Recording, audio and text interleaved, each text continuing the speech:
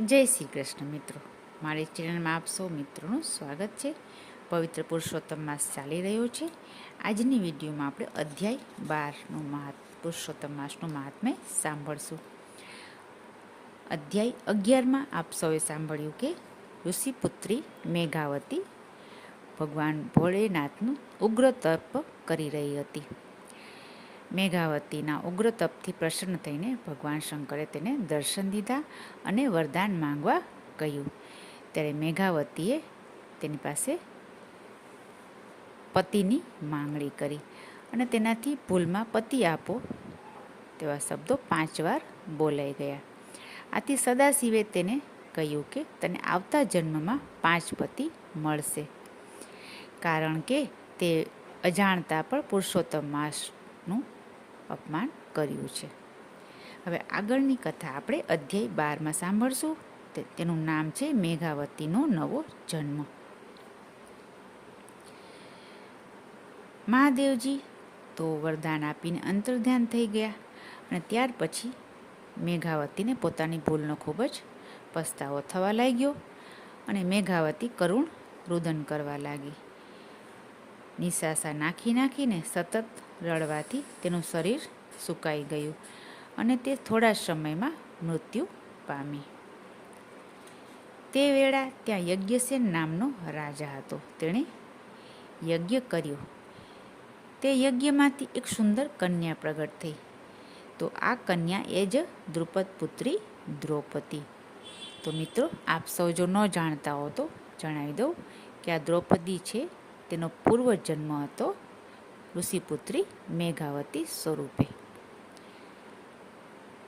હવે કન્યા યોગ્ય વયની થતાં દ્રુપદ રાજાએ સ્વયંવરનું આયોજન કર્યું.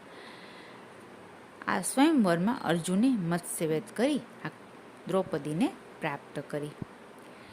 પરંતુ દેવયોગી માતા કુંતાના શબ્દોનું પાલન કરવા માટે તેણે 5 પાંડવોની પત્ની થવું પડ્યું.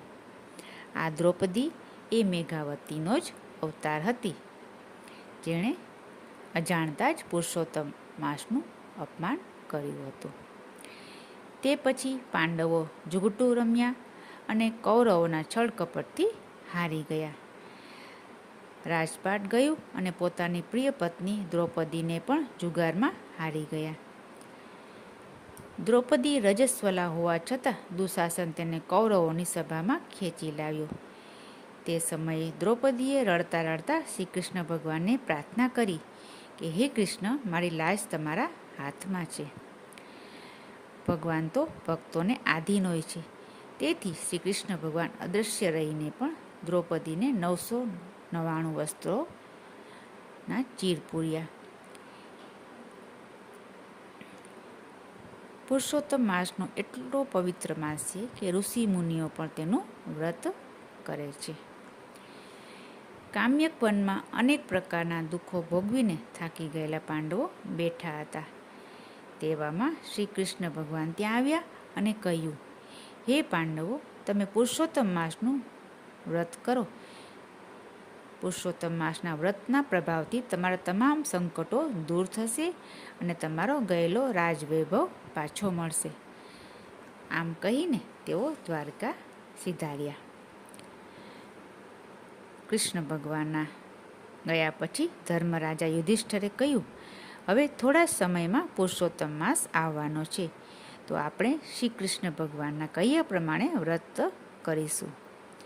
પુરુષોત્તમ માસ આવ્યો એટલે પાંડવોએ ભાવપૂર્વક વ્રત પૂજન કથામયમાં કર્યું. આ પુરુષોત્તમ માસના વ્રતના પ્રભાવે 14 વર્ષ પૂરા થતાં તેમને ગયેલું રાજપાટ પાછું મળ્યું અને તેઓ હસ્તિનાપુરની ગાદીએ બેઠા. તો આવો છે પુરુષોત્તમ માસનો મહિમા. હવે આગળની કથા આપણે અધ્યાય 13માં આવે પછીની વિડીયોમાં સાંભળશું. જો આપે હજી સુધી વિડીયો લાઈક ન કરી હોય તો કરી દેશો અને કોમેન્ટમાં જય પુરુષોત્તમ રાય લખશો. ચેનલને સબસ્ક્રાઈબ કરશો અને વિડીયોને ગ્રુપમાં શેર કરશો. ફરી મળીશું નવી વિડીયોમાં. ત્યાં સુધી જય પુરુષોત્તમ ભગવાન.